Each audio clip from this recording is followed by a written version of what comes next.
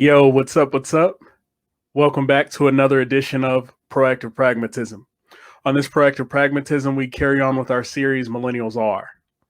This next millennial is driven, financially prudent, and highly motivated. Ladies and gentlemen, my friend and Army officer, Jeremy Head.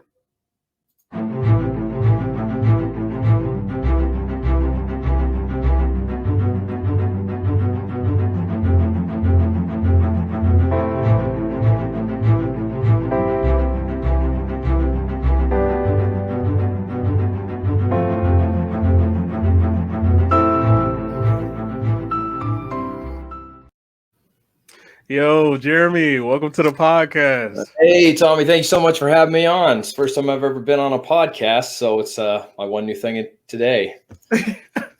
That's awesome. You know, it's funny. Like I'm trying to when I envisioned the podcast, I was like, yeah, I kind of got stopped because I was like, I need celebrities and people and whatever to talk motivation and to highlight great things.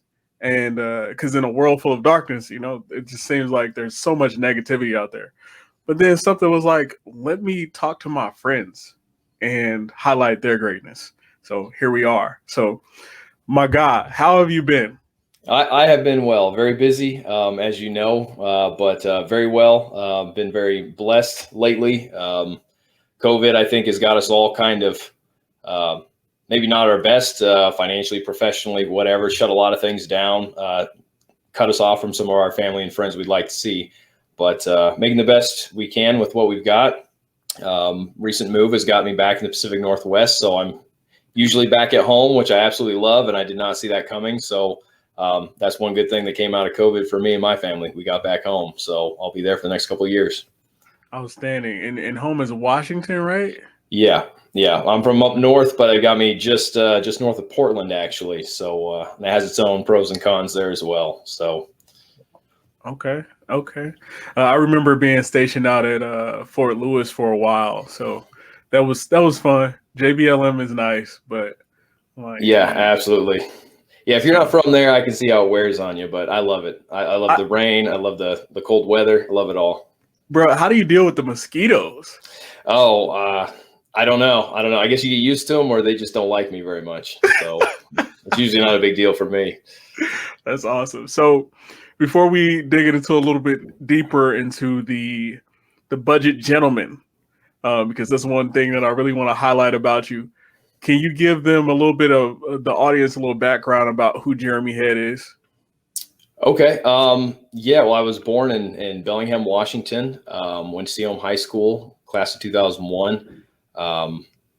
Wanted to get into the military right after that, but decided to finish my degree. I was the first male in my family to get a college degree. Went to the same university as my mother, who was the first person in our family to get a degree.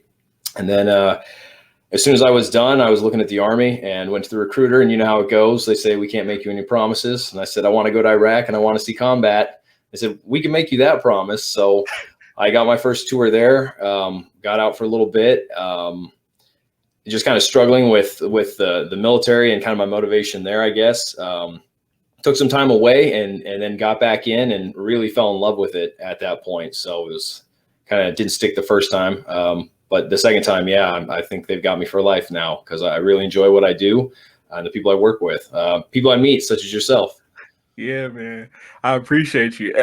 And honestly, just seeing guys like you who switched over and did the officer side, like I think it's beautiful to see y'all striving and going and taking on new tasks because there's so many people that just get stuck in the rut. So how long have you been in thus far? I think I have 12 years total. I was enlisted. I started off enlisted, I started off as a combat engineer, went to psychological operations, and then I was looking to re-enlist. And my wife, she's my boss. So she says, you can either go officer or you can get out.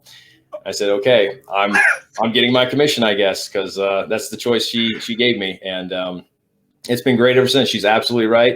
It was the right call for us as a team. And I have no regrets whatsoever. It's been great.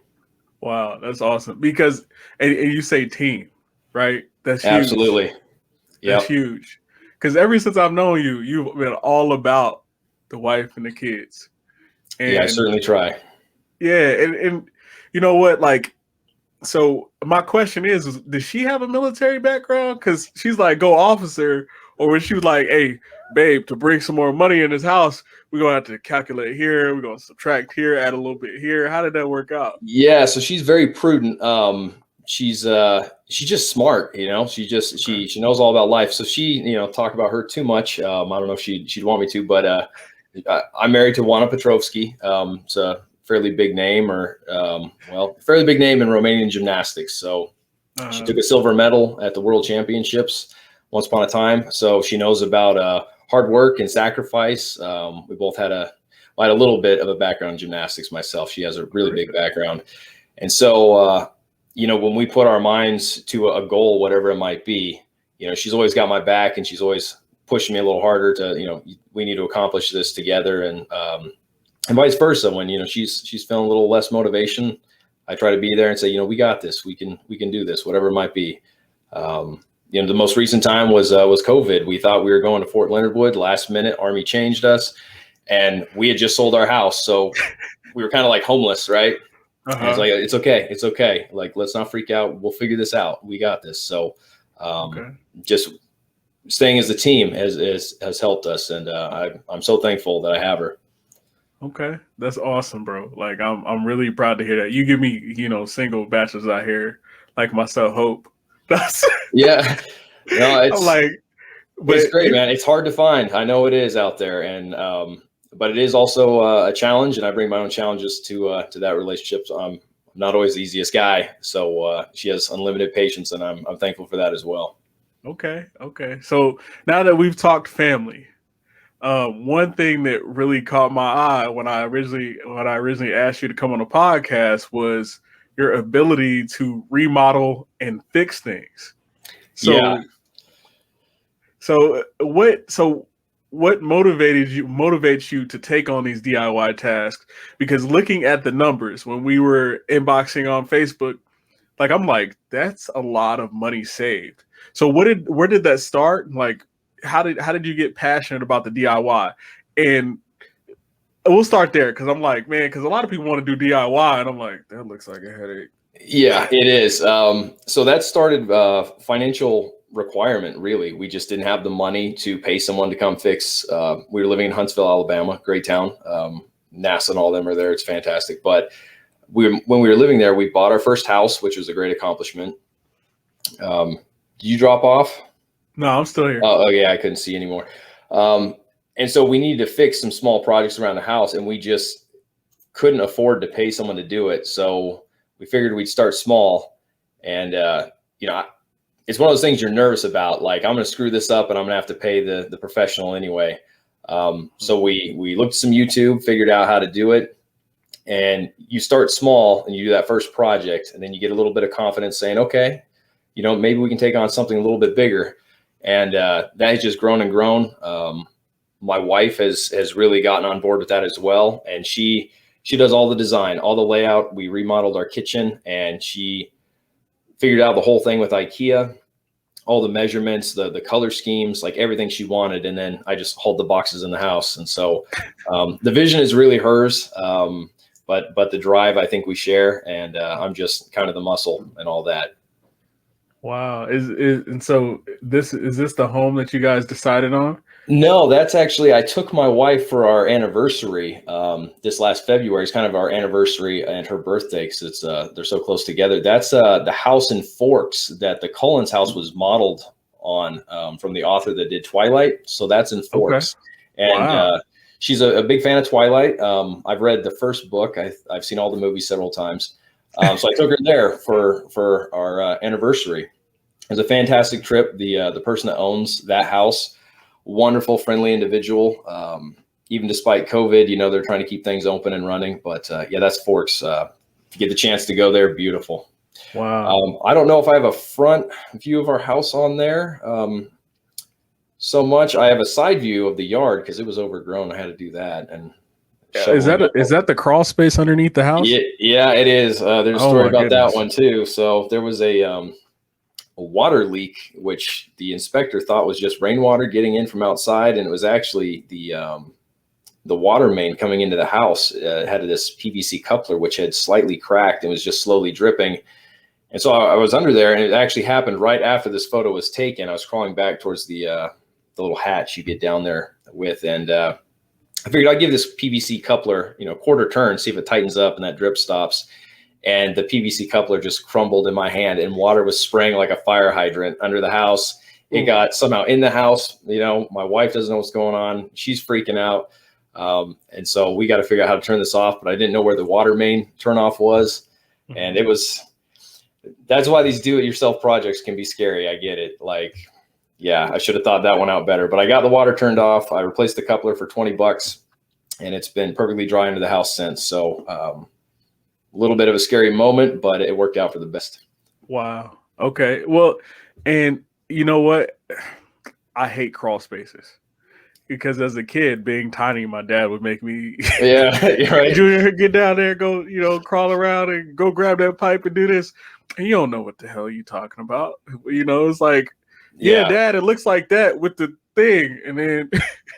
Yeah, these days, though, you can just give the kid the cell phone and say, go take a picture down there. And that's true. Then you know right? Exactly. I had a broken pump in our jetted tub back in Alabama, and I gave my daughter my phone. And it's like, hey, reach your little arm back there and take a picture, because I don't know what it looks like back there. Wow, that's awesome. So you also repair watches? Yeah, I do. This is a Cartier? That's a Cartier. I got that from my wife. She's not a fan of gold, though. Now, let me be honest about this project, though. So I was bored, and I saw this for sale on eBay, right? And I didn't plan on getting it, but I saw what the current bid was. And I kind of just wanted to not be negative, but I don't know. I was going to drive up the bid a little bit on purpose for the other guy, So I increased the bid, and I wound up winning. And it was a couple $100. I don't remember how it was. It wasn't a lot, but then I'd explain to my wife, like, hey, honey, guess what I just bought? So I got it. I fixed it. I showed it to her, and she just wasn't a fan of the gold. We're kind of a silver steel tone kind of group. And she's like, sell it. But the great thing was, this guy, he was going to bid on it on eBay. And he messaged me. He's like, I don't know anything about watches. I've been married 20 years. My wife has always wanted one of these. How do I maintain it? Is it real? And I talked to this guy off and on for like a week. And he wound up giving it to his wife for, I think, their 20-year anniversary. And she absolutely loved it. I wrote him back like a couple weeks later, like, she still like it. Everything's good. And so he got it for a great discount. I basically sold it for like at cost. I think if I were to pay myself, I would have made like $8 an hour to work on this watch. And it didn't take too long. So worked out great for everyone. But yeah, it's a beautiful watch. It just wasn't for my wife. She didn't like it very much. Wow, that's awesome. So how did you get started with watches? Like, because I'm like, I don't know anybody who's woken up one day like, I'm just gonna start fixing watches. Yeah, I don't know where I got into it. I was living in Marysville, which is north of Seattle, and somehow, like, I've always been kind of interested in watches, but not having any money at the time, it's hard to have, be able to buy something. So I figured, what if I could buy a broken watch and learn how to fix it, maybe, and then I would have one. So that's kind of how it started. It's taken years and years, and I'm not a master watchmaker by any means, but my like do-yourself repairs on the house, you do that small project, that one little thing, changing a band out, replacing the crystal, whatever it might be, and that kind of gives you confidence to pursue it a little further on the next one. And so that's how I got started into that, and it's a hobby I don't have a lot of time for these days, but I absolutely love it. Wow, that's outstanding. And the fact that, like, I think it's huge that you said it's a passion that you've done for a few years, because what I'm finding is a lot of people are like, I suck at, they pick up a task, they pick up a hobby, and then they're like, I suck at this. And so they give up. And I'm like, give it some time, give it, some time to blossom and bloom into something else, because you never know. It could be a later vocation for you. We all got to retire at some point, right? Yeah, absolutely. And so I think that's really, really huge. That's awesome. So when you are, I myself, I am a horrible, like, I'm horrible at staying focused on like one task at a time, as you I can see as I'm understand. flipping through these things. Yeah. So how do you how do you stay focused on doing these projects? Because I feel like between the careers that we have and then having like hobbies, how do you stay focused? Like, is there like, do you write a task list or what do you do? Yeah, so I tried to do a lot of to-do lists, and it's just a lot of lists, and like any other list, it's basically a lot of stuff that just doesn't get done, and what Mhm. becomes a priority, what becomes, moves to the back burner there. How it is with work. You get a task or something that's given to you, and that becomes the priority. So you're working on that, and then last minute, hey, something new has come out. This takes priority. So the previous priority got moved to the back burner. So I do a lot of that. With the house, for example. So we were working, most recent stories, we were working on one area of the house, and then my daughter, not her fault, the house is old and it wasn't built with the most quality materials. I think it was built in 99 or 2000. So the shower faucet in her bathroom, the handle just broke off, and it's made by Moen is the faucet name. And inside of it is what they call a cartridge. That cartridge has a little knob that you screw the handle into. That whole thing had sheared off. There's no way to pull that out. So I had to drill it out, and that took like an hour or two. And so at that point, I'm looking at my wife just like, hey, if we do this, do you want to do this? Do you want to do that? And that happened on a Thursday, and we had the whole bathroom renovated by the following Sunday. So just over a week. And so what was the priority in the other place in our house was no longer the priority. It was getting our kids a working shower, bathtub thing. Because you know how it is being a parent, and your kids keep jumping in your room, putting their toys in your shower, your tub. And it's like, no, this is my space, kids. Like, you need to get out of here. So it was motivational for me to fix that as quickly as possible. Wow, that's awesome. So you guys did the entire bathroom at that time? Yes. Okay. My wife has better pictures of it. It's the one with the French theme somewhere in Okay. my Instagram feed. Okay. Let me see. Pull it up. See a French theme. You scroll up a little bit. It may not be the first photo. I keep going. That one right there. You go down a little bit, down the one in the middle right there, with the hole in the floor. Oh man. Yeah. So ultimately, we ripped out the linoleum as old linoleum. Terrible. We wanted to see if there was water damage down there before we fixed the floor. And you can see that small little spot of black mold. We scraped that up, used the chemical on it, got rid of that. And then we laid down new adhesive tile, which my wife's friend told her about, and then she told me about, and I hear adhesive tile, and I'm just like, no, like, I don't want to do that. But she said, let's try it, because she was sold on it. And we used it, and it's turned out great. And I'm absolutely sold on adhesive tile. It's cheap. Really? It works. If you damage one, you can just rip that out and put a new one in. So I'm a true believer now in the adhesive tile. That's excellent. Well, you know what? Like, even like doing flooring with my father, it's like we're like, let's not do that. Let's not do this. And like, I had to renovate a house that I was living in, that he had originally put linoleum down, but like new technology and all these different things are coming out, and like you're like, wow, this really did save some time and some money on that back end. Were you originally going to like put tile in, or what were you going to do? Yeah, we were thinking about like a tile, because of course I'm always thinking about the resale value, right? I mean, let's be honest, Mm, it's not our forever house. We're probably not going to rent it out. I have a friend that is a guy, he owns several hotels, and he had some hotels in Texas. He's living in Washington.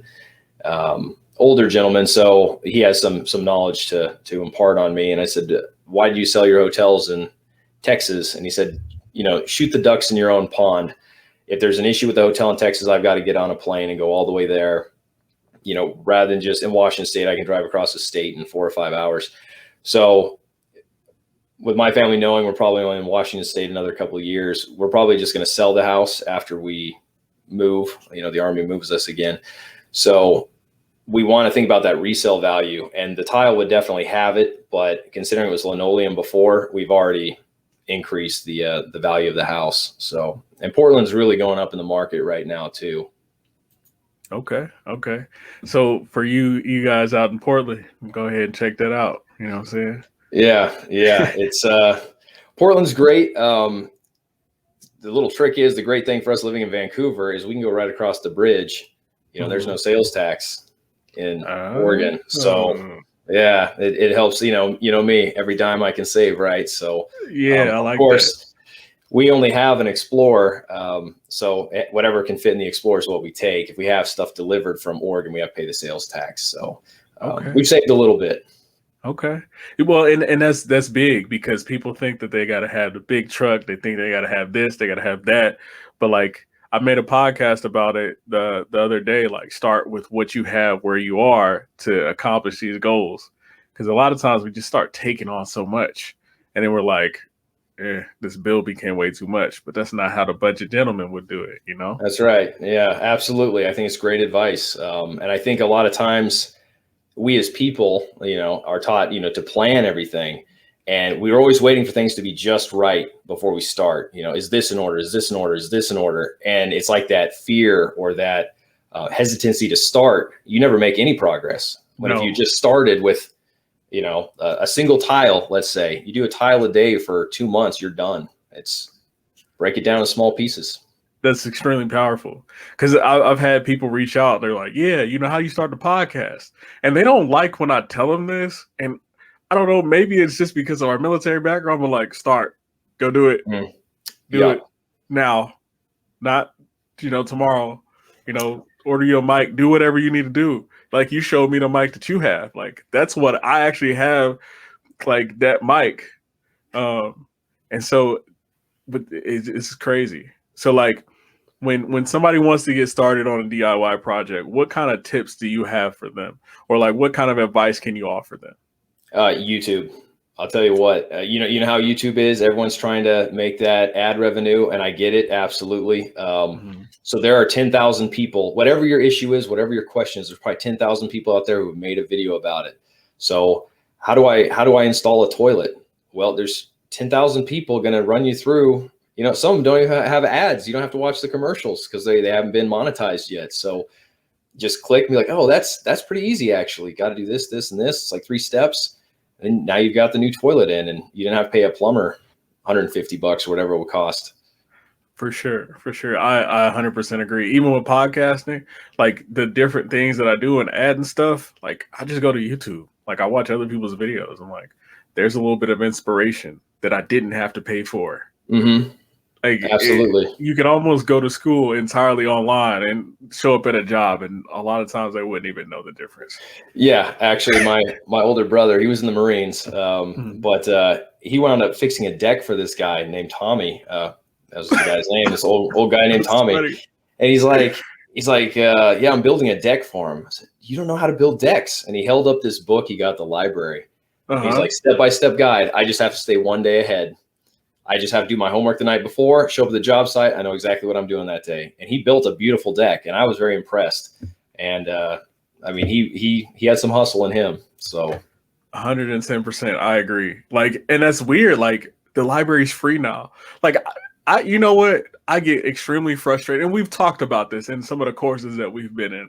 Like, I've always looked over you, and you ain't stressed. I'm like, I need to calm down.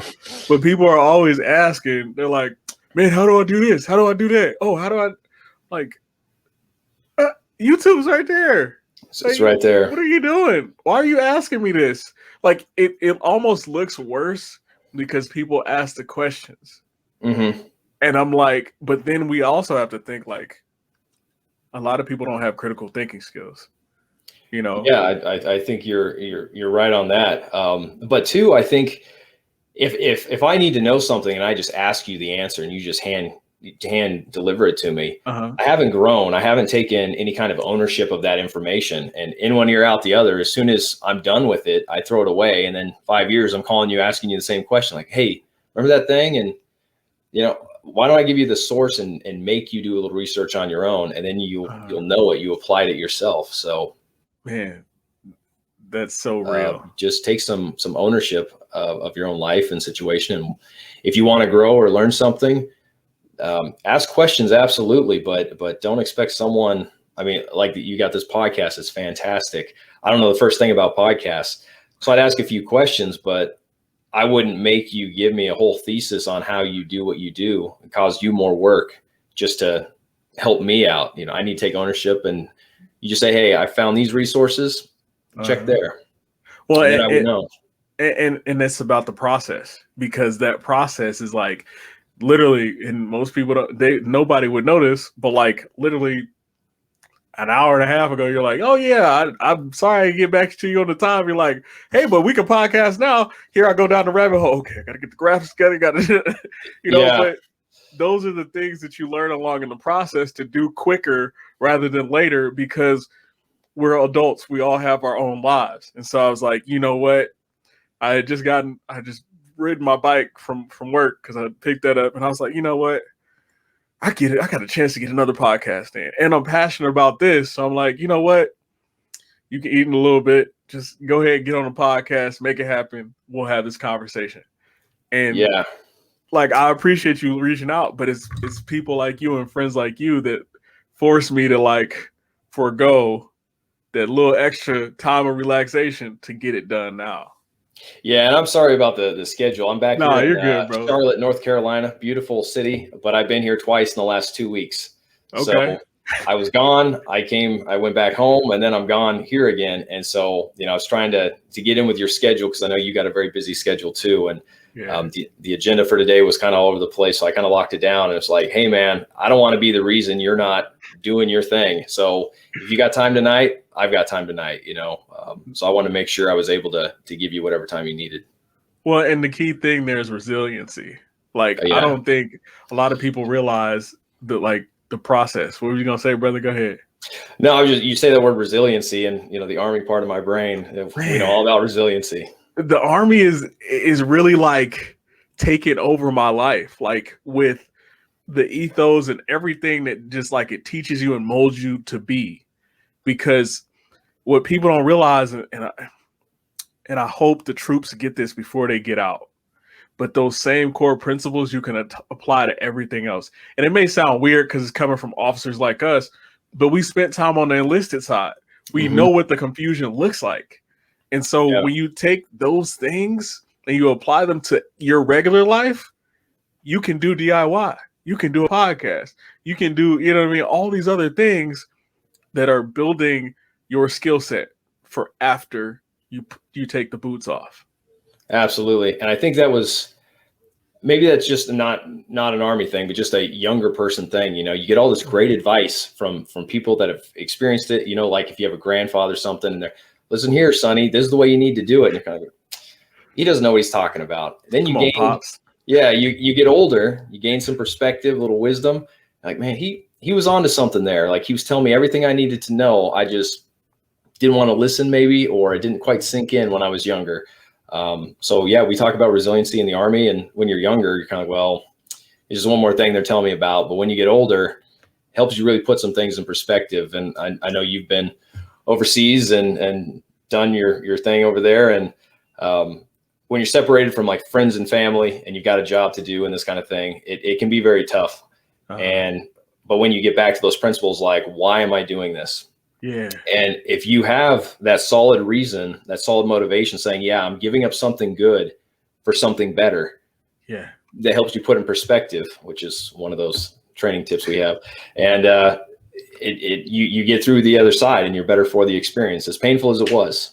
Yeah. And you know what? After that, bro, like, I'm not going to say everything else seems easy, but like, it does. Like the bad stuff, people like, you know, I go to work and I'm just like, okay, more boxes. You know what I mean? I'm just, you know, and people are like, they're walking around in circles complaining and upset. And I'm like, you can't do anything about it. Just go and deliver the boxes. Like, just get through it. Well, too, I went back to university for my master's. You know, I was working on my master's, and I had these, you know, undergrads or other young people kind of run around worried about like an exam or a test. I was like, this is really what you're stressed about? Yeah. You get to sit at your house, good food, your friends and family are around, and you're going to have to stay up for maybe a little longer than you want to over a 48-hour period to get this done. But then it's going to be over, and life's going to go on, and you're going to be okay. It's really not that big a deal, but they haven't had the previous experience to put that in perspective for them. That's true. Well, and Jeremy, like the other thing is what's sad is people that are older than us who like still don't have perspective because the human mind wants to seek comfort. Like Absolutely. we are programmed biologically to be lazy, like to take Yeah. the easiest route ever. But every time like I've taken the easy route, it's not nearly as fulfilling. Like I don't know how I got wired this way, but I'm like go through a little suffering. Like even biking back and forth to work, like 3.4 miles. Like when you take a hill on a bike, it could be a slight grade. Like your legs still feel it. But Hmm. like it's that in the breeze where you're just coasting, where everything just comes into focus. Like, wow, this ain't so bad. Then when you get to work, you like boxes. Like my legs been burning all day. Yeah. Yeah. It's a nice little break, just regular work just seems easy. It does. So, but I think the struggle a lot of people have too is like I talked about. We talked about the afraid to start. They're afraid to Yes. start, and they want immediate success. Like they don't want to put the time in. It's like they say the master has done the job for 10,000 hours or something like that, and the media we click on something, and these young people are immediately famous and rich and got this easy life. I think it's all just gloss and veneer. But you look at people that have a true craft or true skill, and you look back and you ask that person, how long did it take you to do that, to learn and know what you know? They weren't born with it. They had to. They had to sacrifice and sacrifice and sacrifice, and then they get to reap the benefit of all that sacrifice, and it pays dividends in the end. So, wherever you are, your audience, whoever's listening. Don't be afraid to start. Take that first baby step. The next one gets a little bit easier, and fail. You learn a lot more from failure than you do from success. I started a business with some friends, and we had planned every contingency because that's what we do, right? Plan for contingencies. If this fails, if this fails, if this fails, yeah. But we were successful, like immediately successful, and we couldn't figure out why. What was the magic recipe? Because we needed to replicate it, but we couldn't figure it out. But failure, you'll figure that out pretty quick. Like what went wrong? Let's do a review and see what went right, see what went wrong, and fix that thing. And so embrace that failure. It sucks. We all know it does, but it's a valuable tool. So just embrace it. Okay. Yeah. No, that's facts. Y'all listen up. This is free game right here. Because I've like a lot of the books and just all the things that I've read, because I like learning about what makes people, and that's why I got the podcast, what makes people do what they do and who they are. And in every successful story, there's been a lot of failure. And it's hard to get it across. Like, I need you to go and fail. Like, I need you to go fail fast. So you get all the learning lessons. Because I failed financially in my life. I failed at a lot of relationships. I failed at, being a father at times. You know what I mean? You just don't know what you don't know. And you don't have all the tools right there to make it happen. And because of that failure, it's like, I'm like, now I know what not to do.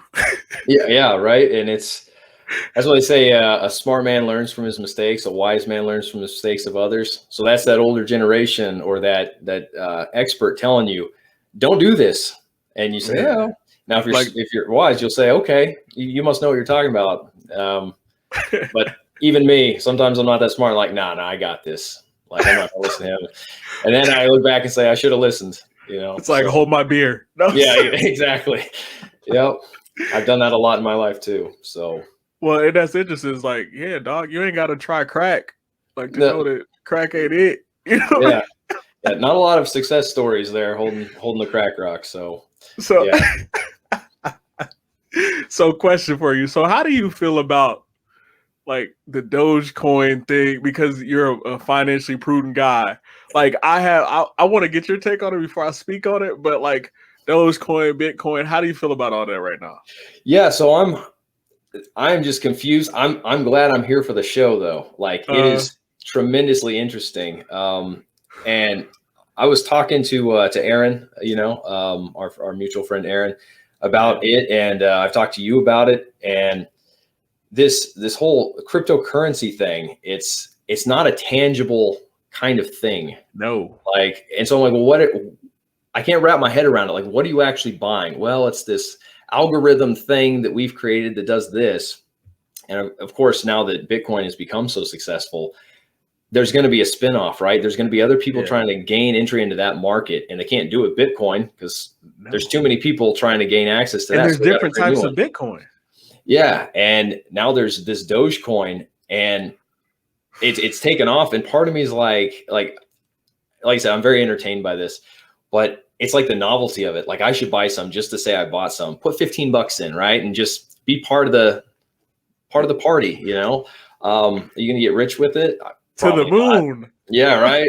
Let's be honest. It's probably not going to happen. But you look at like tulip mania in the Netherlands back in the day, and the market for these tulip bulbs went just insane. And then eventually someone, the emperor's not wearing any clothes. They finally looked at this and said, this is just a flower. It's not worth anything. It's just a flower. And then everyone's like, oh, sell it all, because they don't want to be the last one holding it. And part of me is thinking, this Bitcoin, it may be like that. So hopefully not. Hopefully it is very interesting as like a social experiment, how this currency is working, and how people have put that value to it, and they've assigned it based on, that desire. And I just find it fascinating, actually. I wish I had gotten in on the ground floor myself, but who knew, right? Right. Well, and that's the thing, though, is like, I think the YouTube algorithm got you as well, because I was listening to a podcast where they were talking about the tulip thing, and it's really, really interesting that like some people that like, I'm like, dog, you can barely read at a third grade level. Like you like, yeah, Doge, and everybody's trying to, and I think it's by watching it, I'm like, oh, okay, there they go. They got some more Doge. They got some, and I'm just sitting on the sidelines because like I value, like for myself, I value like my financial peace, like over any of those types of investments. Mm-hmm. Like I was reading the Millionaire Mind, and they were talking about how have you read that? No, I haven't. I've because I've I remember. Did you comment on something or something? Or I don't know. One of my friends had commented on something that I was talking about when it came down. Like I posted a quote about how millionaires live and how they don't live or whatnot. And is this about the house with the rooms? Yeah. That was that you? Yeah, that was me. I left the comment. I hadn't read the book, but I didn't know it was. I think it was a quote you'd pulled from somewhere. But it's absolutely, the things you post are like things everyone needs to hear. It's the shot of reality against all the media that's saying, hey, you can have it all today. You can have the Ferrari and the Hollywood Hills mansion. You don't have to earn it. It can be yours tomorrow, right? The stuff you post is like what everyone needs to hear. Like, no, that's not real. That's a fantasy. Mm-hmm. Very few people, like if you win the lottery, good for you. But the truth is you're not going to, on average, you're not going to, or even come close. So is that where you're going to put all your eggs in that basket? Like, I'm not going to earn it. No, you gotta build slow. And like you're saying, this room with these 8 bedrooms or whatever. Uh-huh. And I've known some very wealthy people, and they look at something like that saying, look at the insurance you're paying for it. Look at the taxes you're paying on it. You got the water heater. Yeah. And I went to a friend's house. I don't even know how many bedrooms this guy had. And I realized this guy hadn't been in any of those rooms in probably months. I have my house in Alabama. It's 2,700 square feet. Huge house for the price, because we just don't have that in Pacific Northwest. And so I had an office because my son, who was only like 2 or 3, right? It was going to be his bedroom, but he doesn't have his own bedroom. He's 3. So I was like, it'll be our office. And we'd go a month or 2 without even going in there. It was only a 4-bedroom house. And so you think, I need that space. And then you actually, I'm heating it. I'm cooling it. I'm paying the property tax on it. I've got to repaint the wall. The carpet, I've got to keep that clean. It's just more maintenance. And for what? It's money down the drain. Take that extra money you would have paid for that house, get the smaller house, and invest it in something else. Buy a second house and Airbnb it. Well, and invest in you. You know what I mean? Like invest in vocation, like learn a new craft, because and that's just, it's very interesting where we've gone as a society, because I'm like, you want all these things that other people really don't have and they really don't do. And like, Mhm. I'm gonna be honest with you, bro. When I was Ubering, like, when I was living out of my car in Chicago, like, it's just, we're not gonna go down that rabbit hole. But I wanted to make extra money, so I started doing it. But I started seeing all these wealthy people going home and flying into barely empty houses. Mhm. Like a lot of the places that I delivered to with FedEx, most of those people aren't even at home. Like they don't like go home. Like, you know what I mean? Like it's like either they're working too hard to maintain that lifestyle, or like it's just too much room for them. Mhm. A book that I read recently was about Curtis Jackson, 50 Cent, the rapper. He talked about like how he bought a mansion, and he bought Mike Tyson's mansion. Yeah, I think I read And about that. yeah, and he could never fill any of those rooms. Like now, as a mogul, like he's made millions and millions off of his his enterprise. I think is it Power? Yeah, Power. And so he's made millions and millions of dollars, but now he has an apartment in a like in a like a condominium like type like village type setup. And they're responsible for all the maintenance. Like I Yeah, think and he might have mentioned in the book, like there was a water leak all the way through the third floor. He was just glad that he didn't have to pay for none of it. Like they had yeah, to tear everything out. and then all the money he saved, downsizing, he can let that Man. money work for him now. It's not a liability anymore; it's an asset. He can, Oh man. yeah. I mean, it's just smart. It's just smart to do that, and I think the media. I'm not saying the media is all evil, but Yeah. we know how it goes with the Instagram and the Facebook, and you're always seeing people's filtered life. Man.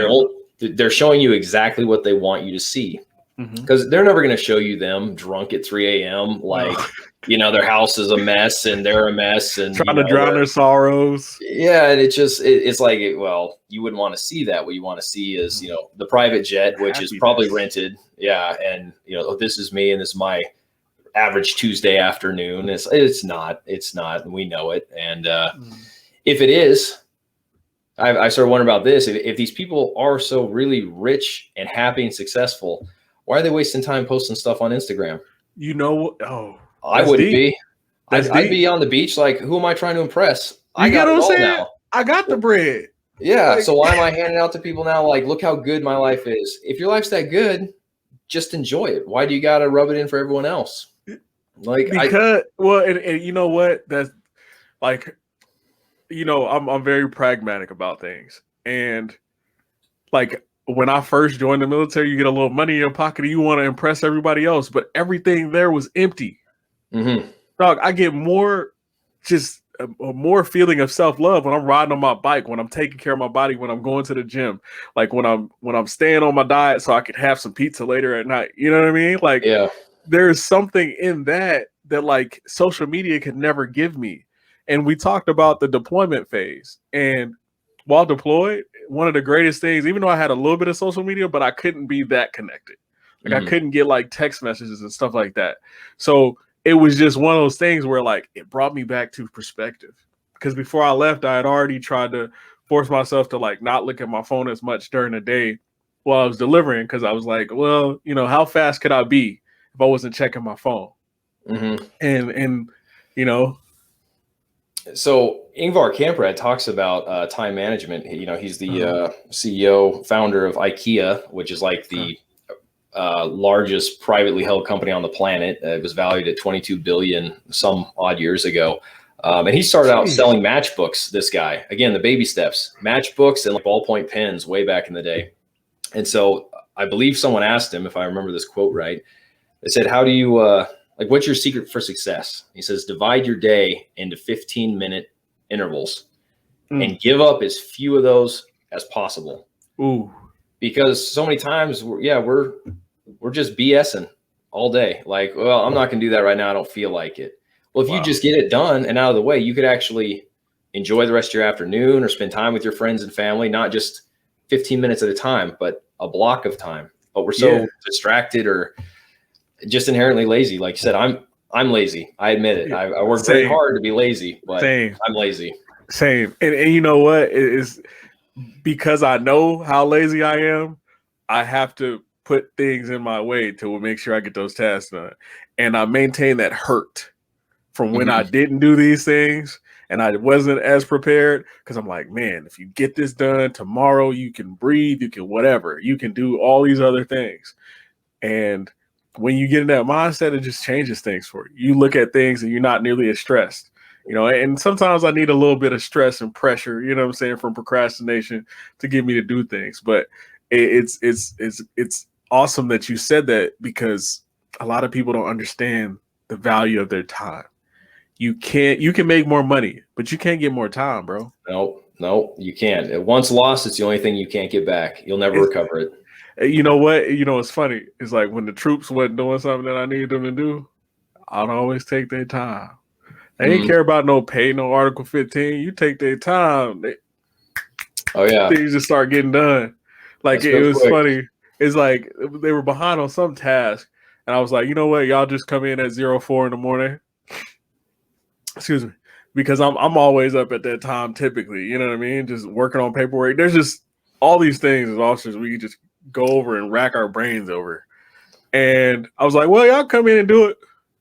It was done within 2 hours of me saying that. Yeah, all of it. Joe figures out how to get very efficient when, they're like, oh, now I've got the best way. And sometimes that's what it takes. If you want the most efficient way to do something, you put them in that situation, and they're smart enough to figure it out. They'll come up with a plan. How can I get this done the fastest way and go home? So yeah, that's all you got to do is empower some people sometimes, and, just see where they go.